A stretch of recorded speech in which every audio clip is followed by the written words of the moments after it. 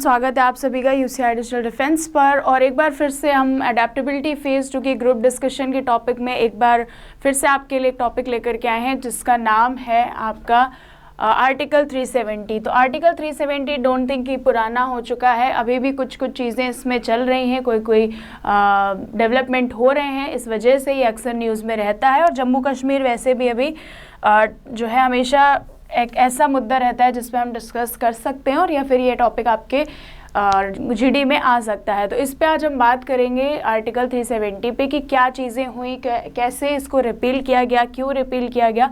तो उसको समझने से पहले हम थोड़ा सा जान लेते हैं कि 370 क्या था, ठीक है, क्यों इसको हटाने की बात चल रही थी। तो अगर छोटी सी स्टोरी के फॉर्मेट में हम बताएं तो ये कह सकते हो आप कि आर्टिकल 370 जो था वो जम्मू कश्मीर को एक स्पेशल स्टेटस देता था। और स्पेशल स्टेटस में क्या चीज़ें थी कि वहाँ का जो रूल एंड रेगुलेशन था वो अपने हिसाब से, वहाँ के लोगों के हिसाब से या वहाँ की गवर्नमेंट के हिसाब से चलता था। जो इंडिया का सेंट्रल गवर्नमेंट है उसका वहाँ पर हस्तक्षेप नहीं हो सकता था जब तक आर्टिकल 370 था, इसलिए उसको हटाना बहुत ज़रूरी था। टेररिस्ट एक्टिविटीज़ बहुत ज़्यादा होती थी, सिक्योरिटी पर्पज़ से जो है ये बहुत ज़्यादा महत्वपूर्ण था कि इसको अबॉलिश कर दिया जाए। तो बहुत सारी सरकारें आई लेकिन किसी ने भी इसको हटाने की ना सोची और ना ही उसको हटाया। लेकिन 2019 में एक ऐसा कदम उठाया गया जब इसको रिपील कर दिया गया, वहाँ के स्पेशल स्टेटस को हटा दिया गया। तो हम बात करेंगे सबसे पहले कि आर्टिकल 370 है क्या। सबसे पहले आपको शुरुआत यहीं से करनी होती है, व्हाट से। तो अगर हम देखें तो यहाँ पर आप सिंपल स्टार्ट कर सकते हो, व्हाट इज आर्टिकल 370। तो आर्टिकल 370 जो है सब आपको सिंपल से बताना है कि ये एक ऐसा आर्टिकल था जो क्या करता था, it gives special status,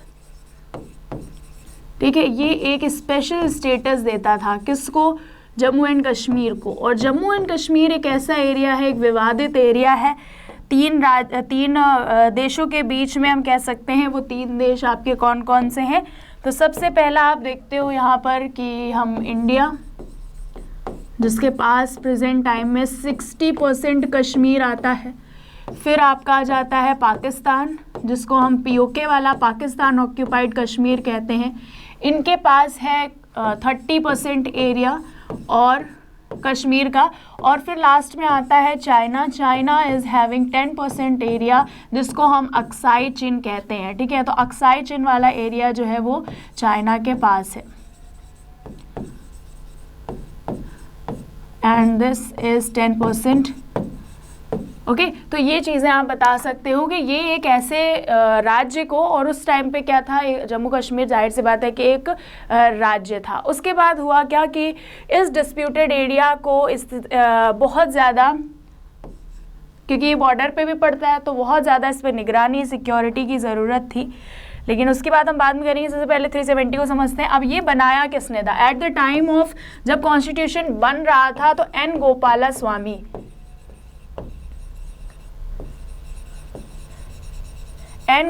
Swami drafted it.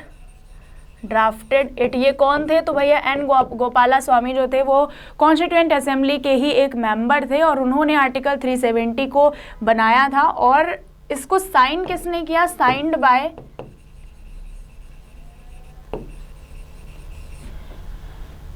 वहाँ के राजा थे, राजा हरि, उन्होंने इसको साइन किया, मंजूरी दी। लेकिन एक चीज़ का बहुत ज़्यादा जो इस पे बात थी वो ये थी कि it was temporary in nature, ठीक है, ये टेम्परेरी था नेचर में, temporary in nature, it was not permanent, ठीक है। इसको हटाया जा सकता था, रिपील किया जा सकता था, लेकिन गवर्नमेंट ने कभी ऐसा किया नहीं, क्योंकि ये लिखा हुआ था इसमें कि जो कॉन्स्टिट्यूएंट असेंबली है वही इसको हटा सकती है, रिपील कर सकती है, इसमें संशोधन कर सकती है। लेकिन क्या फिर इसको रिपील किया कैसे गया, ये इसकी भी हम बात करेंगे। तो ये सारी चीज़ें जो है हमने इसमें देखी कि आर्टिकल 370 क्या करता है। आर्टिकल 370 कश्मीर, जम्मू कश्मीर वाले राज्य को स्पेशल स्टेटस देता है। और जम्मू कश्मीर हम सब जानते हैं कि एक ऐसा डिस्प्यूटेड एरिया है जो तीन कंट्रीज़ के बीच में डिस्प्यूट करता है। इंडिया जिसके पास इसका 60% एरिया है, POK वाला एरिया यानी पाकिस्तान के पास इसका 30% एरिया है और अक्साई चाइना के पास है 10% एरिया। तो ये सारी चीज़ें आपको इस पर ध्यान रखनी। अब स्पेशल स्टेटस जब मैं कह रही हूँ तो स्पेशल स्टेटस में आपको ये देखना चाहिए कि स्पेशल स्टेटस कौन से स्पेशल स्टेटस की बात कर रहा है। तो ये जो स्पेशल स्टेटस थे वो थे, जैसे आर्टिकल 370 कहता था कि you can have your own flag, आपका अपना झंडा हो सकता है। लेकिन भारत क्या है, भारत एक ऐसी कंट्री है जहाँ पर हम फेडरल तो हैं लेकिन हम क्या है, यूनिटरी नेचर भी हमारे यहाँ है, यानी कि पूरा भारत जो है वो एक है, एक फ्लैग है, एक कॉन्स्टिट्यूशन है और एक सेंट्रल गवर्नमेंट है। मतलब बहुत सारी चीज़ें ऐसी हैं जो यूनिटरी नेचर को दिखाती हैं, एकता को दिखाती है। और वहीं यहाँ पर एक अलग सा झंडा होना किसी राज्य का, तो यहाँ पर बिल्कुल ऐसा नहीं हो सकता। अपना एक अलग कॉन्स्टिट्यूशन होना, ठीक है, इनका एक अलग कॉन्स्टिट्यूशन था। अब अगर प्रेजेंट टाइम की बात करें तो उस कॉन्स्टिट्यूशन के बहुत सारे ऐसे आर्टिकल्स हैं जिनको रिपील कर दिया गया है, बहुत सारे ऐसे हैं जो अभी भी चल रहे हैं और कुछ में संशोधन किया गया है। जैसे 153 आर्टिकल टोटल नंबर्स में है, 153 आर्टिकल जो हैं इनके वो रिपील कर दिए गए हैं। वहीं 166 आर्टिकल्स जो हैं इनके वो अभी भी जो है वो लागू हैं, रिमेन इन फोर्स, ठीक है, अभी भी लागू हैं वहाँ पर, रिमेन इन फोर्स, क्योंकि शायद ये हमारे कॉन्स्टिट्यूशन के साथ कॉन्ट्राडिक्टरी नहीं होंगे। और 7 ऐसे थे जिन पे क्या करा गया, अमेंडमेंट किया गया, ठीक है, अमेंडमेंट किया गया 7 आर्टिकल्स में। तो ये जो है वहाँ के कॉन्स्टिट्यूशन को यहाँ पर मैंने बताया है कि इनका जो है एक अलग सा झंडा था, अलग से कॉन्स्टिट्यूशन था और एक और इनके पास पावर थी और वो कॉन्स्टिट्यूशन इनको दिलाता था, इनका कॉन्स्टिट्यूशन दिलाता था। वो पावर ये थी कि आप जो है इनको क्या थी, ऑटोनॉमी थी बहुत सारे मैटर्स में, autonomy over most of the matters. लेकिन कुछ चीज़ें इनके पास नहीं थी। कौन कौन से, एक्सेप्ट, यहाँ पर एक्सेप्शन भी था कुछ, जैसे 3 एक्सेप्शन। सबसे पहला एक्सेप्शन आप कह सकते हो कि ये अपना डिफेंस में कुछ अपने आप से नहीं कर सकते थे, फॉरेन अफेयर्स में नहीं कर सकते थे और साथ में कम्युनिकेशन पे नहीं कर सकते थे, ठीक है। तो एक्सेप्ट यहाँ पर पहला लिखोगे, इनका डिफेंस पे कोई जोर नहीं था। दूसरा फॉरेन अफेयर्स पे,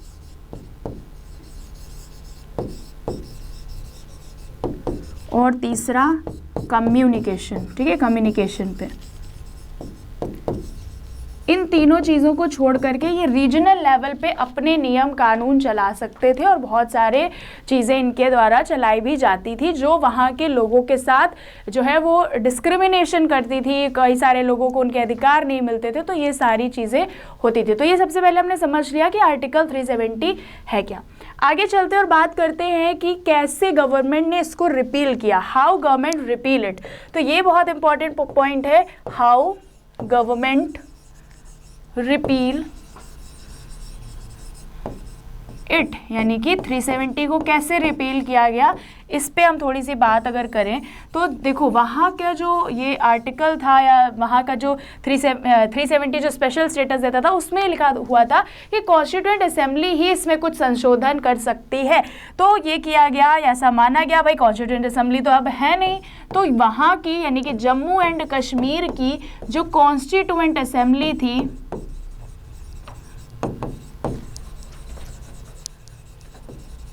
वो वहाँ की लेजिस्लेटिव असेंबली है।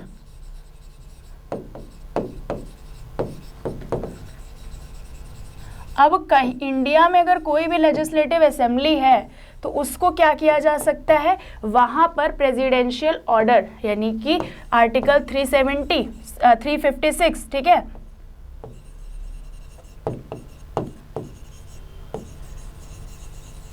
कौन सा आर्टिकल, आर्टिकल 356 लगा करके वहाँ की लेजिस्लेटिव असेंबली को क्या कर दिया गया, डिसमिस कर दिया गया। अब मैंने आपको 2 दिन पहले एक टॉपिक पढ़ाया था वन नेशन वन वोट के बारे में, और उसमें मैंने आपको आर्टिकल 356 के बारे में थोड़ा सा बताया था कि आर्टिकल 356 क्या पावर देता है सेंट्रल गवर्नमेंट को, कि अगर कहीं की किसी भी स्टेट की आपको जो लॉ एंड ऑर्डर है, जो वहाँ के वर्किंग मशीनरी है, लेजिस्लेटिव असेंबली, अगर आपको सेंट्रल गवर्नमेंट को लगता है कि वो सही से काम नहीं कर रही है, तो आर्टिकल 356 का यूज़ करके वो वहाँ की उस राज्य की गवर्नमेंट को क्या कर सकते हैं, डिसमिस कर सकते हैं। तो सेम चीज़ उन्होंने किया कि भाई लेजिस्लेटिव असेंबली जो है, जो कॉन्स्टिट्यूएंट असेंबली वहाँ पर लिखा हुआ है, वो कॉन्स्टिट्यूएंट असेंबली तो एक्चुअली लेजिस्लेटिव असेंबली ही है, और वो लेजिस्लेटिव असेंबली जो है वो हम रिपील कर सकते हैं। कैसे? क्योंकि हमारे पास क्या है, डिसमिस कर सकते हैं। कैसे? क्योंकि हमारे पास भी सेंट्रल गवर्नमेंट के पास क्या है, एक पावर है, और उस कॉन्स्टिट्यूशन में लिखा हुआ है कि सेंट्रल गवर्नमेंट क्या कर सकती है, कहीं किसी भी राज्य के लॉ एंड ऑर्डर को अगर देखती है कि सही नहीं है तो वहां पर 356 लगा सकती है। तो सिंपल सी चीज़ थी, यहाँ की लोकसभा ने जो है एक रिजोल्यूशन लाया, कहाँ पर, पार्लियामेंट में। पार्लियामेंट में एक रिजोल्यूशन आता है, पार्लियामेंट पास्ड अ रिजोल्यूशन, और वो रिजोल्यूशन किससे रिलेटेड था, इससे, ठीक है, रिपील करने से। अब ये रिजोल्यूशन जो था लोकसभा और राज्यसभा दोनों जगह से पास हो जाता है। एक जगह पास होता है 5 अगस्त 2019 को, और दूसरी जगह से पास होता है 6 अगस्त 2019 को। और जैसे ही ये रिजोल्यूशन पास होता है, तुरंत जो है वहाँ का जो गवर्नमेंट थी वो क्या हो जाती है, डिसमिस हो जाती है। और वहाँ की गवर्नमेंट डिसमिस होने के बाद वहाँ पर आर्टिकल 356 लग जाता है। आर्टिकल 356 प्रेसिडेंट रूल लग गया, यानी कि अब जो चीज़ें होंगी वहाँ की सारी चीज़ें, सारी गवर्नमेंट जो है वो डिसमिस कर दी गई। अब पूरा कंट्रोल किसका हो गया, सेंट्रल गवर्नमेंट का कंट्रोल हो गया। और उसके बाद लाया जाता है क्या, उसके बाद लाया जाता है आपका एक एक्ट, और उस एक्ट का क्या नाम था, Jammu and Kashmir reorganisation act, reorganisation act 2019। और इस एक्ट के ज़रिए जो जम्मू एंड कश्मीर क्या हुआ करता था, एक स्टेट, एक राज्य हुआ करता था, उस राज्य को क्या कर दिया गया, 2 हिस्सों में तोड़ दिया गया। और यहाँ पर आपका एक हिस्सा बना लद्दाख, जिसमें लेह और कारगिल वाले एरिया को डाला गया, और एक इसको क्या बना दिया गया, एक यूटी बना दिया गया, यूनियन टेरिटरी बना दिया गया। और जितने बाकी के रिमेनिंग एरियाज थे उसको जम्मू एंड कश्मीर में रखा गया, ठीक है, रिमेनिंग एरियाज।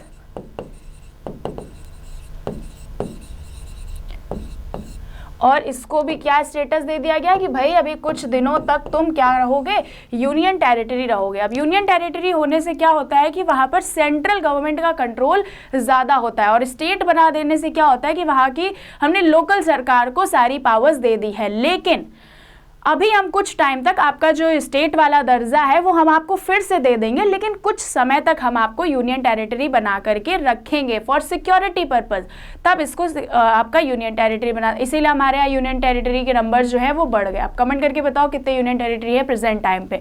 फिर हुआ क्या कि अब इसमें एक चीज़ करी गई, वो यूटी था, वहाँ पे ना लेजिस्लेटिव असेंबली दी गई ना कुछ दिया गया, लेकिन जम्मू एंड कश्मीर को आपने क्या दिया, लेजिस्लेटिव असेंबली दे दिया। तो यहाँ पर ये बात कही गई कि जम्मू कश्मीर के पास लेजिस्लेटिव असेंबली होगी,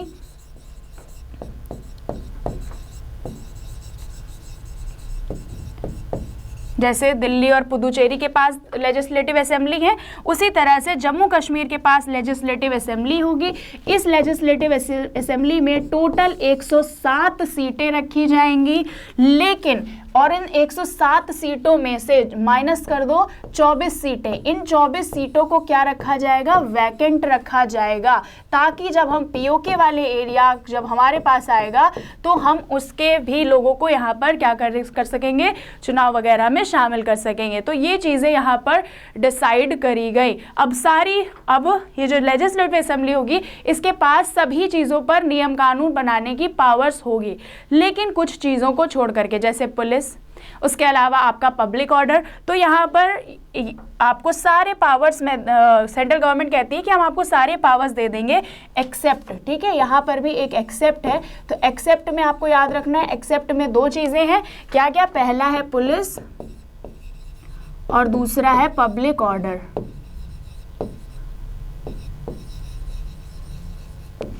ओके, आई होप सो कि ये समझ में आ गया होगा। बहुत ही मैंने इजी पॉइंट्स में समझाया है, कुछ टेक्निकल बात नहीं करी है, आराम से चीज़ें बताई है। ना ही मैंने आपको ये जो पीछे मैंने पढ़ाया आपको कि कैसे इसको रिपील किया गया, उसमें मैंने कोई भी संविधान की ऐसी बात नहीं करी है जो जैसे आपको पढ़ने में, समझने में, याद करने में दिक्कत हो। तो होप सो कि ये भी समझ में आ गया होगा। आगे चलते हैं और बात कर लेते हैं कि भाई हमने बना दिया, ठीक है, लेजिस्लेटिव असेंबली दे दी, चुनाव अभी तक नहीं हुए हैं वहाँ पर, बहुत जल्द चुनाव करवाए जाने की बात कही जा रही है।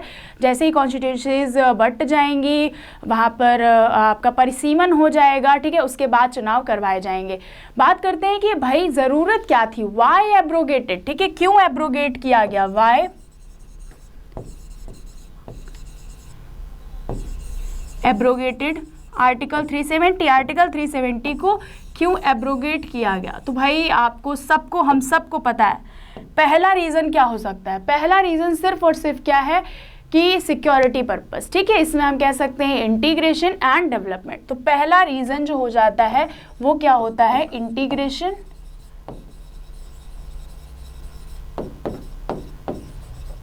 And development. अब इंटीग्रेशन में क्या चीज़ें आती हैं, जैसे कि बहुत बार हमने देखा इंटीग्रेटेड इंडिया, हम पढ़ते हैं इंटीग्रेटेड इंडिया, इंटीग्रेटेड का मतलब है अखंड भारत, या हमारे कॉन्स्टिट्यूशन में भी है, इवन कॉन्स्टिट्यूशन छोड़ो प्रियम्बल में लिखा हुआ है इंटीग्रेटेड इंडिया। तो यहाँ पर इंटीग्रेशन का मतलब जब हम कह रहे हैं अखंड भारत, तो यहाँ पर आपका अलग कॉन्स्टिट्यूशन नहीं होना चाहिए, फ्लैग नहीं होना चाहिए। तो इंटीग्रेटेड इंडिया को बनाने के लिए या फिर उसके जो स्टेटस है, जो कॉन्स्टिट्यूशन है, उसका पालन करते हुए, प्रियम्बल का पालन करते हुए हमने क्या किया कि यहाँ पर इसको एब्रोगेट कर दिया। डेवलपमेंट की बात करें तो बहुत सारी चीज़ें हैं जो वहाँ पर डेवलप नहीं कर पा रही थी गवर्नमेंट, चाहे वो रोड हो, रेल हो, ब्रिजेस हो, कनेक्टिविटी नहीं बन पा रही थी, ना तो वहाँ पर हम इतनी आसानी से जाके व्यापार कर सकते थे, ना कोई बिजनेस खोल सकते थे, ना कोई स्टार्टअप, मतलब कुछ भी वहाँ पर अलाउड नहीं था। 35A के बारे में आपने सुना होगा, जो वहाँ पर लैंड लेने के लिए, लैंड एक्विजिशन पे बिल्कुल रोक लगा रखी थी। तो अभी कोई भी जा करके वहाँ पे अच्छे से, जैसे हम कहीं भी अगर जाना चाहें किसी भी स्टेट में लोकली, तो हम जा सकते हैं। मान लो आई एम फ्रॉम यूपी और अगर मैं एमपी में जाके कहीं कोई लैंड परचेज करूँ, वहाँ पर कोई फैक्ट्री डालना चाहो तो कर सकती हूँ इजीली, ठीक है, वहाँ पर कोई, लेकिन जम्मू कश्मीर के साथ ऐसा नहीं था, इसलिए यहाँ पर डेवलपमेंट क्या हो रहा था, हिंडर्ड हो रहा था। तो अभी क्या करा गया है, उसको इन सभी चीज़ों को ध्यान में रखते हुए, इंटीग्रेशन को ध्यान में रखते हुए, डेवलपमेंट को ध्यान में रखते हुए इसको रिपील कर दिया गया है, एब्रोगेट कर दिया गया है। दूसरा पॉइंट क्या है, दूसरा पॉइंट जाहिर सी बात है नेशनल सिक्योरिटी को ध्यान में रखते हुए, नेशनल सिक्योरिटी। अब हम नेशनल सिक्योरिटी की जब बात करते हैं तो कौन सी चीज़ें हैं जो बहुत डिस्टर्ब कर रही थी, टेररिज्म बहुत डिस्टर्ब कर रहा था, सेपरेटिज्म हो रहा था, ठीक है, टेररिस्ट एक्टिविटीज़ देखी होंगी आपने, ज़्यादातर वहीं होती थी। उसके बाद है सेपरेटिज्म, ठीक है, अलगाववाद की भावना जो है वो बहुत ज़्यादा बढ़ रही थी। वहाँ के जो लोकल लोग थे कई बार टेररिज्म को क्या करते थे, सपोर्ट करते थे। नेक्स्ट पॉइंट कह सकते हैं डिस्क्रिमिनेशन को एंड करने के लिए,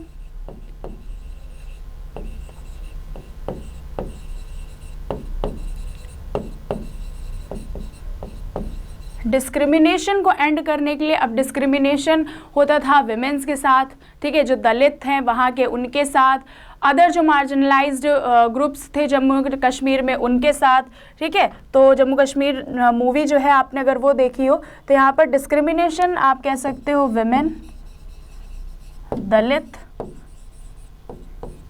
एंड अदर मार्जिनलाइज्ड ग्रुप।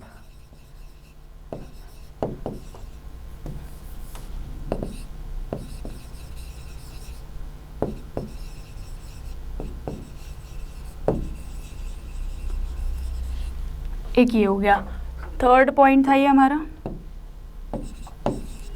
चलते फोर्थ पॉइंट की तरफ, और फोर्थ पॉइंट बात करता है आपका ट्रांसपेरेंसी और अकाउंटेबिलिटी की। किसकी बात करता है, ट्रांसपेरेंसी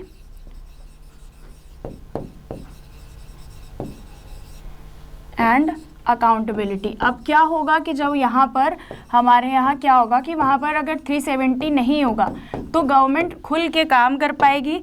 और कुछ आर्टिकल्स हैं, जैसे कौन से आर्टिकल, जैसे RTI एक्ट है, right to information act, CVC, central vigilance commission, ये सब वहाँ पर लागू होंगे। इसके पहले तक क्या होते थे कि ये सारे जो कमीशंस वगैरह इस तरह के होते थे ये वहाँ पर लागू ही नहीं होते थे। जब लागू नहीं होते थे तो ठीक से काम नहीं होता था, ना वहाँ की जनता कभी कुछ पूछ सकती थी कि भाई ये चीज़ यहाँ पर आप लाए हो, क्यों लाए हो, कैसे लाए हो, इसका क्या आप हमें क्लैरिफिकेशन दो। तो RTI एक्ट वहाँ पर अब लागू हो जाएगा, सेंट्रल विजिलेंस कमीशन, और ऐसे बहुत सारी चीज़ें वहाँ पर लागू होंगी जो अभी तक नहीं थी, जिससे क्या होगा, जाहिर सी बात है गवर्नेंस बेटर होगा और ज़्यादा अच्छे से चीज़ें चल पाएंगी, सुचारू रूप से चीज़ें चल पाएंगी। और एक 5वां पॉइंट आप इसमें कह सकते हो economic prosperity. 5th point could be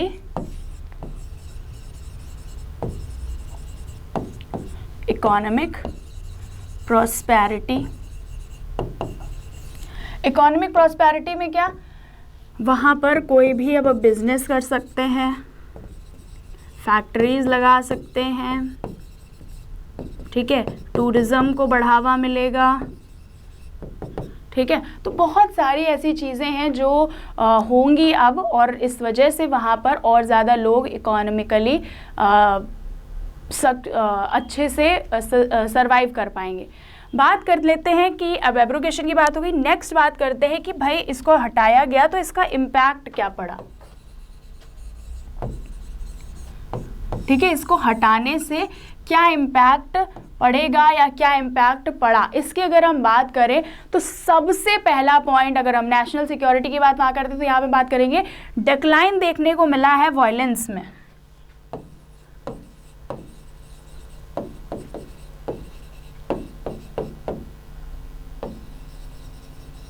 ठीक है। और टेररिज्म एक्टिविटीज जो हैं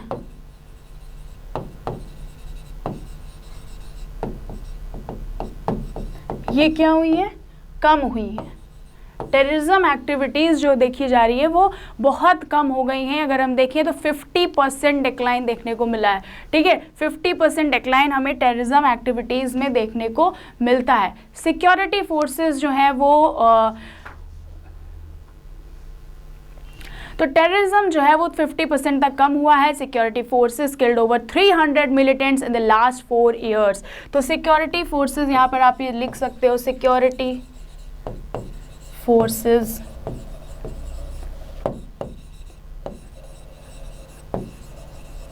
killed over 300 militants in last 4 years। तो वहाँ के जो लोकल ग्रुप्स हैं टेररिज्म वगैरह से रिलेटेड, उनको जो है वो बढ़ावा नहीं मिल पाएगा अब यहाँ से जो चीज़ें हट गई हैं उसके। सिक्योरिटी मेजर्स यहाँ पर बढ़ाए गए हैं, बेटर इंटेलिजेंस गैदरिंग होती है अब, और पब्लिक सपोर्ट भी देखने को मिल रहा है, और साथ ही साथ पब्लिक सपोर्ट जो मिलिटेंसी को जाता था वो भी कम हुआ है। तो ये चीज़ें भी बोल सकते हो आप, ठीक है। नेक्स्ट बात करते हैं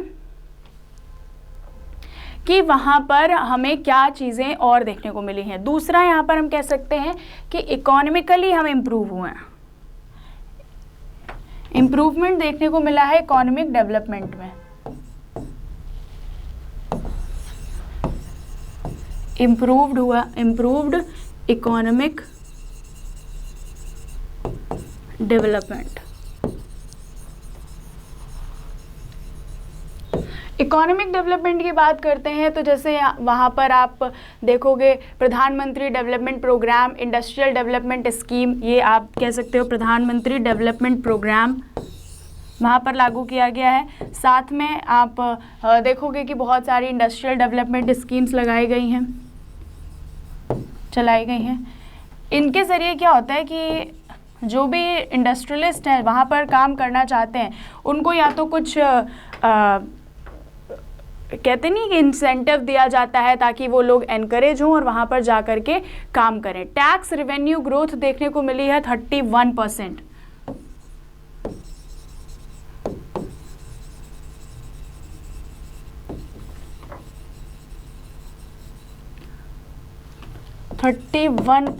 क्या है, टैक्स रेवेन्यू ग्रोथ देखने को मिली है।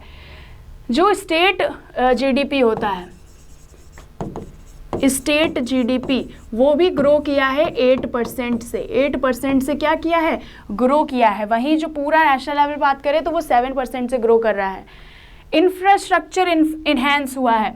यहाँ पर हम बात कर लेते हैं इन्हेंस्ड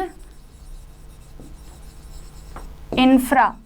तो जब हम इंफ्रास्ट्रक्चर की बात करते हैं तो इसमें क्या क्या चीज़ें आ जाती हैं, मैंने आपको पहले बताया, रोड, रेल, ब्रिजेस, ठीक है, बहुत सारी और अदर बिल्डिंग्स। तो इनसे क्या होता है, कनेक्टिविटी अच्छी हो पाती है, पावर लाइन, इनसे क्या होता है कि बहुत कनेक्टिविटी अच्छी हो पाती है और बिजनेस उस रीजन में और ज़्यादा फ्लरिश करता है और नए नए बिजनेस की चीज़ें भी सामने आती हैं। टूरिज्म इंक्रीज हुआ है। नेक्स्ट की बात करें तो हम यहाँ पर सिंपल सा टूरिज्म के पर्पज से, टूरिज्म क्या हुआ है, इंक्रीज हुआ है।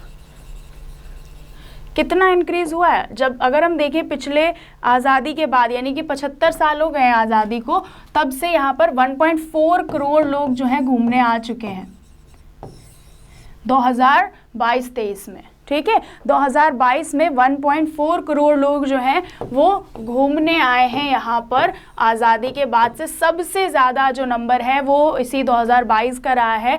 75 साल हो चुके हैं आज़ादी को, उसके बावजूद 1.4 करोड़ लोग कभी घूमने नहीं गए कश्मीर।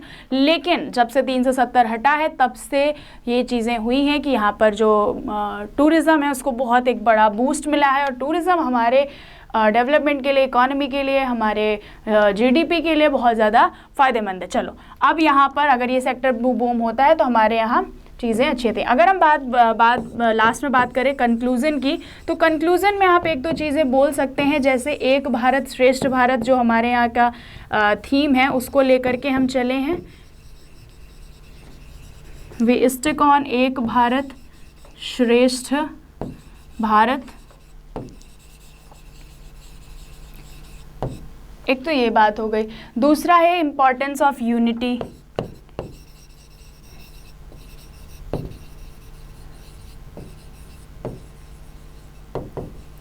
और तीसरे नंबर पे हम क्या बात कर सकते हैं, collective dedication to good governance.